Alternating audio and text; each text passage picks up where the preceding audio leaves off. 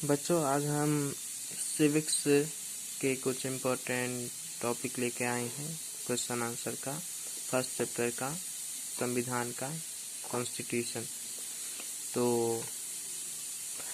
हम जानेंगे कि संविधान किसे कहते हैं। किसी संस्था को प्रचलित करने के लिए संहिता यानी कि दस्तावेजों को संविधान कहते हैं। उसका दूसरा प्रश्न है कि संविधान की उद्देशिका क्या बताती है। तो संविधान की उद्देशिका यह बताती है कि संविधान जनता के लिए है तथा जनता ही संप्रभु है। संविधान की उद्देशिका लोगों के लक्ष्यों आकांक्षाओं को प्रकट करती है। तीसरा प्रश्न है, संविधान की जरूरत क्यों पड़ती है।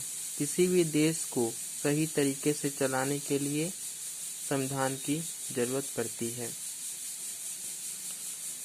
चौथा प्रश्न है, भारतीय राष्ट्रीय कांग्रेस ने संविधान सभा की गठन कब किया।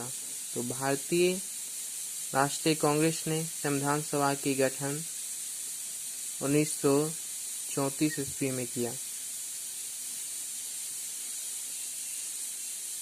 पांचवा प्रश्न है, संविधान सभा किसे कहते हैं। तो किसी देश या संस्था द्वारा निर्धारित किए गए वह नियम जिसके माध्यम से उस देश या संस्था का सुचारू ढंग से संचालन हो सके, उसे उस देश या संस्था को संविधान सभा कहा जाता है। उसके बाद है छठा प्रश्न है, भारतीय संविधान कब बनकर तैयार हुआ और इसे कब लागू किया गया।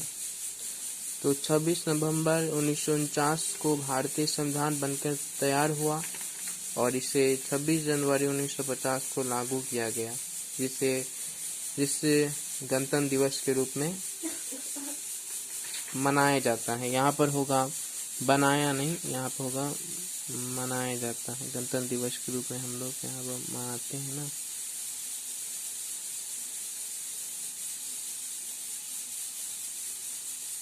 मनाया जाता है। और सातवां प्रश्न है,